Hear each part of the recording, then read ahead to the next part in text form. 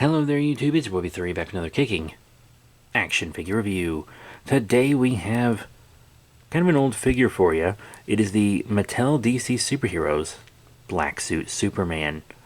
Yeah, at the time of recording this, it's around Toy Fair time. Actually, it's right during Toy Fair time, 2025.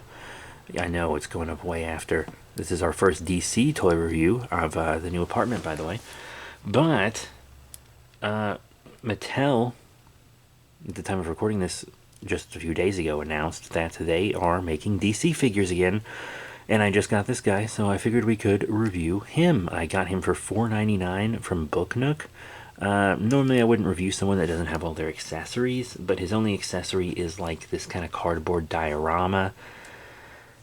I feel like a lot of people aren't going to care about that anyway. Otherwise, he doesn't really have any accessories. But this is one of Mattel's older Superman sculpts. You can see DC Universe Classics, Superman's legs would probably be able to come a bit closer together, maybe like that, but that's where his kind of rest naturally. He's really loose because he's old, and he's a little beat up, but forgive him.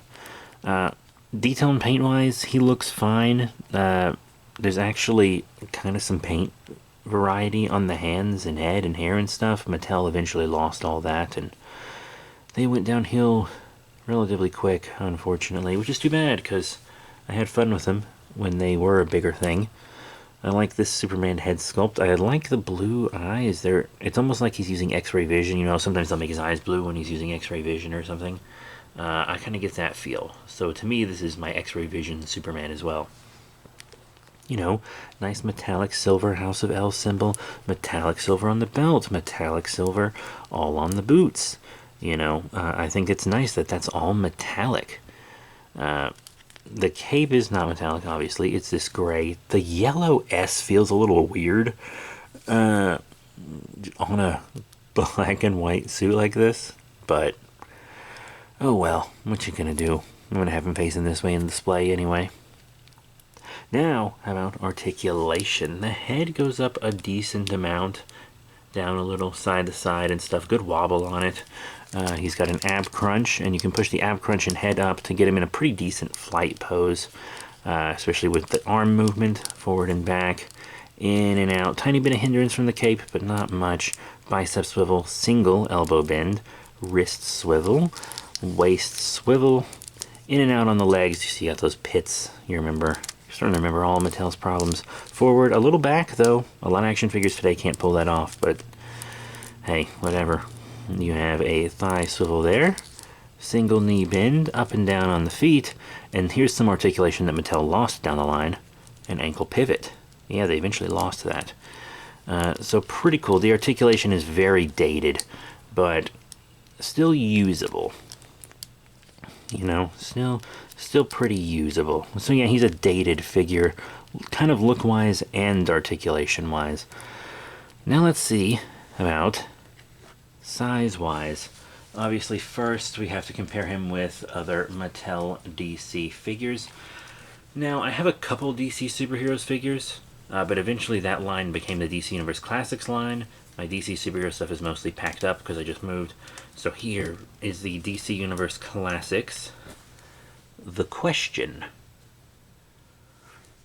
I think that works. Remember, Superman's legs stay spread out a lot farther than a lot of the DC Universe Classic stuff. And then there was also the Movie Masters line. You remember that? It was just figures from movies, which were usually a little short, but let's see. Here is the Movie Masters Man of Steel Superman.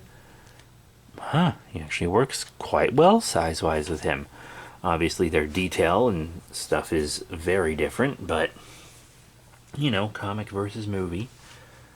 Pretty cool. Now, the bigger name in DC figures currently is probably McFarlane.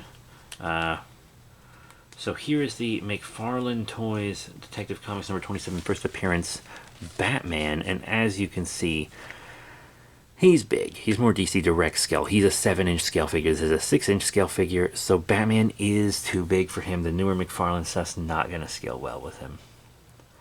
And then let's show him with something Marvel, just for fun, huh?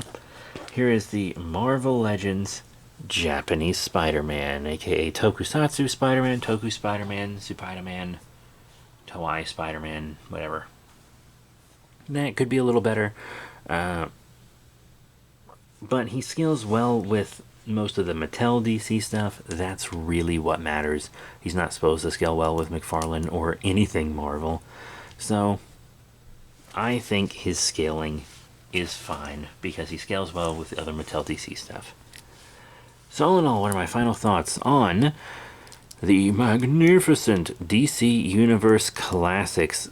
Sorry, it's not DC Universe Classics, is it? The DC Superheroes Black Suit Superman. Well, I mean, I like him. What can I say? I appreciate the metallic paint. He's got some cool stuff. It's a nice little look into the past of DC figures and Mattel figures. I don't know what Mattel is going to do with their DC line at the time of recording this. Nothing's been really shown at the time of recording this. But, I mean, he's fun. He's very dated.